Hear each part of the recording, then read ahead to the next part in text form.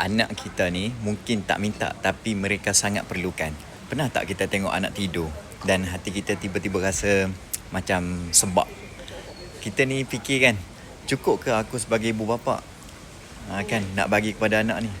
Apa lagi aku boleh buat untuk masa depan anak-anak ni? Kita tengok kan, jawapan dia, teruskan berdoa.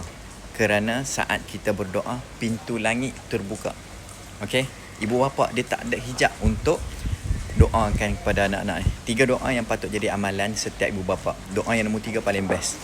Save post ni dan kongsi dengan pasangan. Ni paling penting, amalkan. Alright. Apa dia doa dia? Ya Allah, yang pertama, ya Allah, terangilah hati anakku dengan cahaya ilmu dan iman. Okey. Yang kedua, ya Allah, pelihara anakku dari fitnah dunia dan lindungi dia dari kejahatan yang tersembunyi. Yang ketiga ni yang best. Yang ketiga, amalkan sampai setiap hari. Okey. Ya Allah, jadikan anakku sebagai amal jariah yang sentiasa mendoakan kami hingga ke akhirat. Ni ibu bapa kena amal doa ni. Sebab apa? Ni dia ada sama dengan hadis tau. Okey, ni doa 3 ni antara yang saya tulis dekat dalam e-book.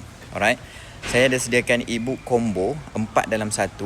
Hanya RM29 je. Harga asal dia RM129. Cepat dapatkan dekat link di bawah. Yang pertama apa dia? 100 doa untuk anak.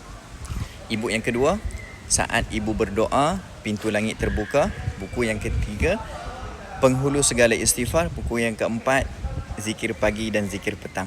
Yang ni adalah e-book. Okey? Dapat Jangan tanya saya pula, oh Tuan Zul, kenapa tak post lagi? Tak, kita akan hantar di email setelah pembelian. Alright? Komen dan share. Jangan lupa follow saya. Okay?